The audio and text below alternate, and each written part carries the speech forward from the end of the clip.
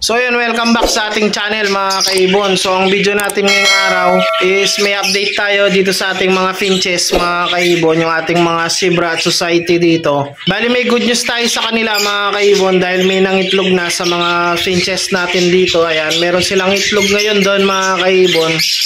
So ayun, yung pumasok yung ating hen mga kaibon. Ayun, bali yung mga zebra finches yung nangitlog mga kaibon. Bali ito yung nangitlog mga kaibon. Ito yata, ito. And then yung kapares niya ito mga kaibon. So sila yung nangitlog dyan, sila yung nagpupugad doon. So silipin natin kung ilan na yung itlog nila mga kaibon.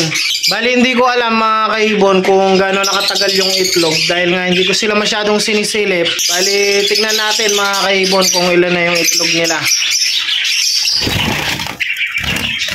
So ayan, silipin natin. Wait lang, i-focus natin yung ating camera.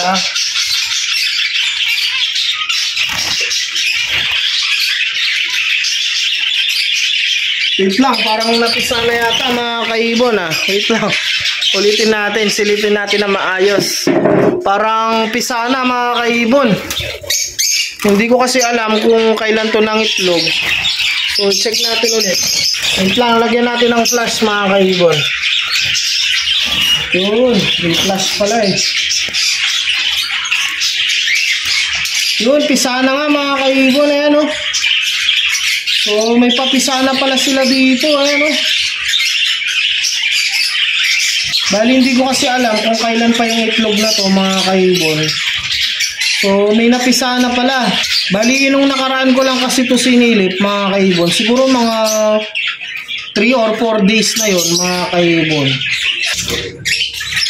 Ayan mga kaibon, ayan dalawa na, ayan Bali dalawa pala yung papisa mga kaibon. And then mapipisa na rin yung isa, ayan may crack. Mapapansin nyo, may crack na yung itlog mga kaibon, ayan So good news mga kaibon, may mga papisa na yung ating mga finches dito.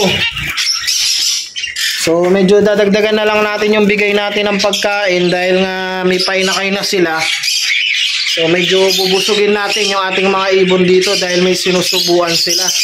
So kailangan hindi sila nabibitin sa pagkain para hindi mamatay yung kanilang mga painakay mga kaibon.